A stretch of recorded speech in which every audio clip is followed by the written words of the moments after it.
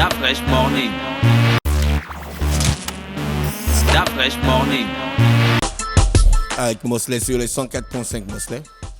Oui, bonjour tout le monde. Nous parlons de politique comme à l'accoutumée pour revenir pour parler de l'actualité qui va marquer certainement cette semaine et qui est d'abord en rapport avec la rentrée de la première session ordinaire de l'année ce lundi.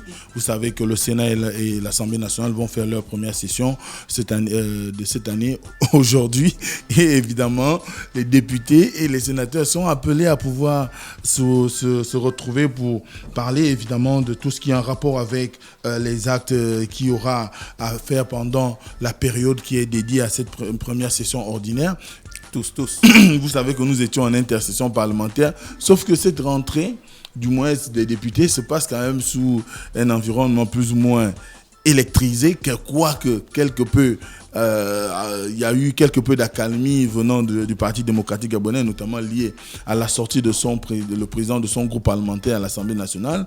Donc, les députés vont quand même, à un moment donné, se retrouver et peut-être poser des questions à leurs leaders à l'Assemblée, notamment les députés du PDG, pour savoir qu'est-ce qui a motivé sa prise de parole, dans la mesure où ils étaient tous en vacances, s'ils étaient chacun dans sa circonscription électorale pour présenter les lois ou encore les différentes activités qu'ils ont eu à mener pendant la période de la dernière session ordinaire de l'année dernière. Donc là, à cette rentrée, ce sera l'occasion, certainement, pour la majorité PDG à l'Assemblée nationale de poser la question à leur président du groupe parlementaire, qu'est-ce qui a conduit ces derniers à faire cette communication qui aujourd'hui est quand même pris pour certains comme un malaise qui traduirait plus ou moins une certaine volonté, aussi bien des élus, mais également peut-être du Parti démocratique gabonais, de faire front contre peut-être l'exécutif, dans la mesure où il se pose beaucoup de questions. Pourquoi avoir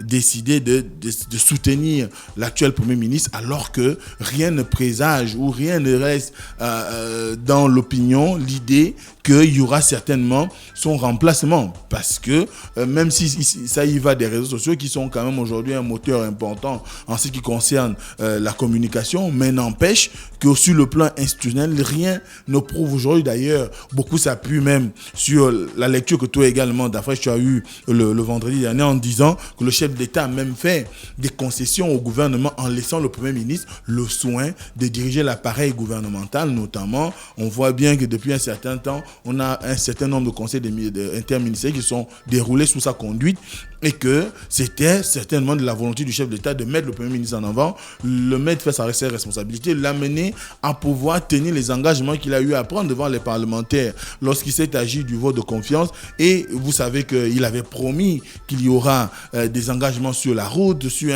le climat social, sur plus ou moins l'amélioration des conditions de vie des Gabonais.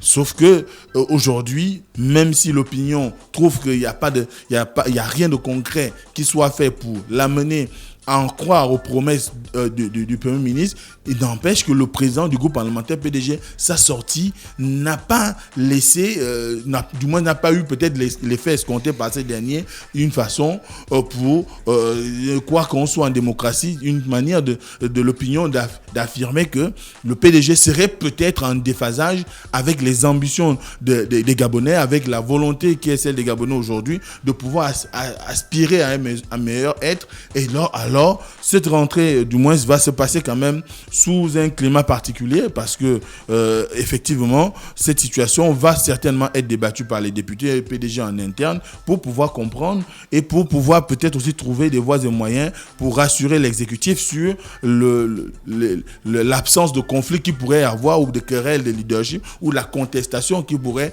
y avoir au niveau du Parlement à l'égard de l'exécutif, notamment à l'égard du chef de l'État, parce que quand même, le discours de Martin Mabala n'était pas de nature à pouvoir rendre du moins perceptible la Constitution sur l'aspect de la séparation des pouvoirs. Donc dès cet instant, on espère tout simplement que les députés qui vont faire leur entrée ce matin, parce que ça va commencer par les députés ce matin, pour ceux qui ont fait le boulevard Omar Bongo, ont pu voir le dispositif de la gendarmerie déjà installé pour parer à cette cérémonie-là. Ensuite, vous aurez en après-midi l'ouverture l'ouverture de la session au niveau du Sénat. Et là aussi, certainement que la presse va couvrir l'événement pour pouvoir donner plus de détails sur cette rentrée qui peut quand même être une rentrée importante dans la mesure où c'est également au mois de mars où il y a quand même les débuts d'exécution budgétaire. Certainement qu'il y aura des questions qui pourront susciter l'attention des populations, mais également des hommes de médias. Ensuite, il y a l'affaire Pascal Oyougou. Je ne sais pas si Dafré se rappelle de qui est Pascal Oyougou ou Gina. Pascal Oyougou, c'est... Oui. Le gars, il était à une entreprise, non? Un truc comme la NAC ou Héritage, la Segna.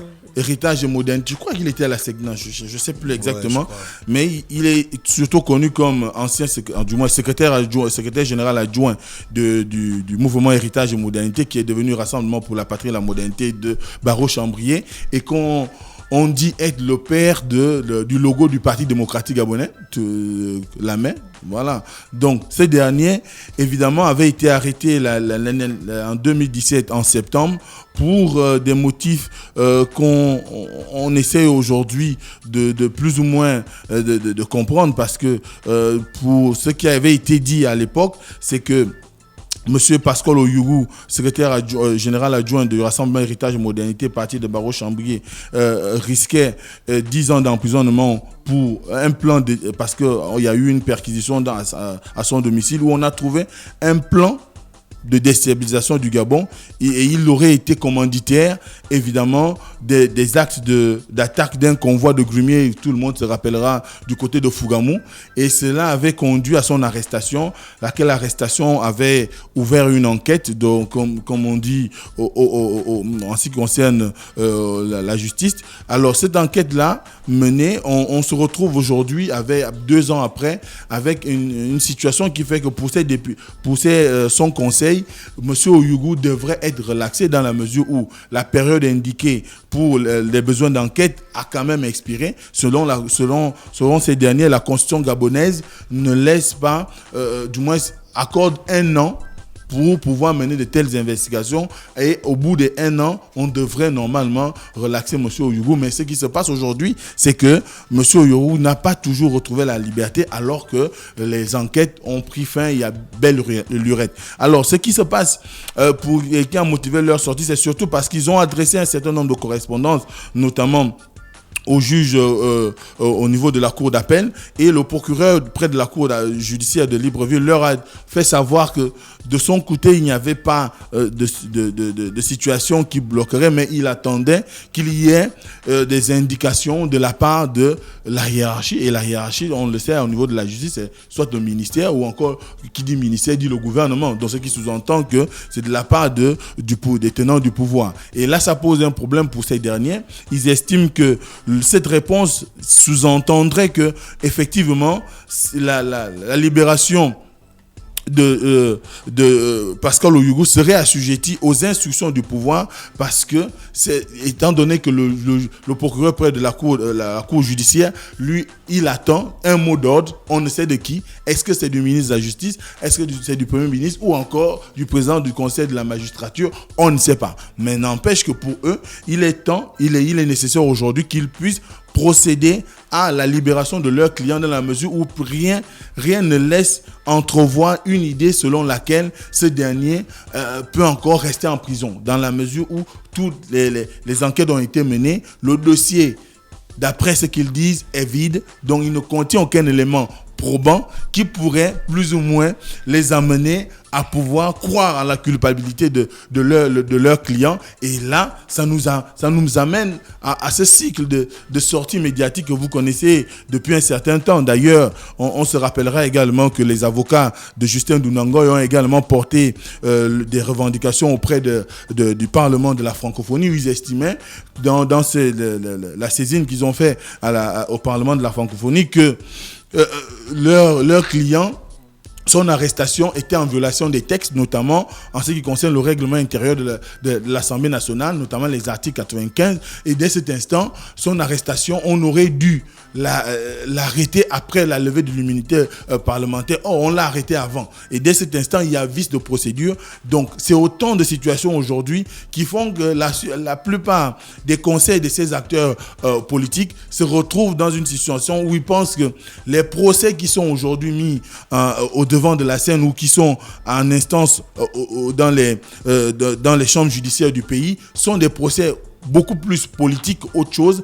Et d'ailleurs, c'est ce que soutiennent les avocats de M. Pascal Oyougou, parce qu'ils estiment que si le procureur près de la cour judiciaire pense qu'il doit recevoir un mot d'ordre de X au niveau de la hiérarchie, ça sous-entend qu'il n'est plus compétent. Et que c'est par rapport à cette situation, ce n'est plus lui qui maintient M. Oyougou en prison, mais c'est beaucoup plus une affaire politique. Et dès cet instant, c'est certainement sur le plan politique qu'il trouvera une réponse. Et cela, ça laisse... Ça nous donne la possibilité de poser un certain nombre de questions, en particulier une question. Si tant est que les enquêtes ont été épuisées en ce qui concerne l'affaire de M. Oyougou et que la question, du moins par rapport à l'observation de ces avocats, c'est que c'est une question politique, est-ce que ça sous-entendrait aujourd'hui que la justice gabonaise n'a pas d'éléments probants concernant toutes ces arrestations? Parce qu'on ne peut pas avoir autant de sorties, autant de personnes en prison qui n'ont pas été jugées. Et d'ailleurs, c'est... La prévention. Oui, la prévention, mais eux, ils estiment que... Détention provisoire. Ils estiment qu'au regard de la loi, cette détention provisoire a expiré. C'est pas eux qui décident, c'est pas des législateurs, ce ne sont que des auxiliaires de justice. Mais oui, mais ils ont quand même une certaine lecture de la loi. Ils ne savent pas lire. C'est quand même des hommes de loi qui ils font leur boulot. Leur boulot, c'est de lire, interpréter la loi. Mm-hmm. Donc, dès cet instant, à la lecture de la loi, ils trouvent que après 2 ans, ou un peu plus de 2 ans, leurs clients souffrent d'une injustice. Ils ont quand même la possibilité de pouvoir le porter auprès de l'opinion pour que chacun puisse avoir une idée de ce qui se passe. Mais ce qui est aussi plus ou moins important aussi, c'est de quand même relever qu'on est en train d'aller vers une situation qui aurait pu, il y a beaucoup, pour un certain nombre de cas, qui aurait pu trouver peut-être des issues il y a bien longtemps, mais qui, on se demande bien, est-ce que les avocats ne sont pas en train de jouer sur le fait que sur le plan judiciaire, certainement, pour certains, il y a des éléments, pour d'autres, il n'y en a pas, mais comme au niveau de la justice, les choses ne vont pas à la vitesse attendue ou encore selon le rythme voulu par les avocats et peut-être l'opinion ou une frange de l'opinion, eh bien, on soit aujourd'hui amené à pouvoir téléporter toutes ces questions judiciaires sur le plan médiatique et même politique pour trouver finalement une issue qui certainement aura pour seule voie de pouvoir passer à des négociations ou encore pouvoir discuter avec un certain nombre de personnalités qui pourraient plus ou moins permettre à ce qu'on puisse les relaxer. Donc, c'est la situation qu'on connaît aujourd'hui avec le cas de M. Pascal Oyougou. Ces avocats demandent sa libération parce que le temps de la détention provisoire est expiré et qu'aujourd'hui, selon eux, rien dans le dossier ne laisse entrevoir une certaine culpabilité de leurs clients. Merci Mosley qui revenait donc sur des questions politiques ce matin dans le Da Fresh Morning pour la rubrique Urban Mosley. Restez connectés sur les 104.5 avant de retrouver René Ruth dans notre émission pour l'horoscope des auditeurs. On va faire un petit tour en musique. Da Fresh Morning.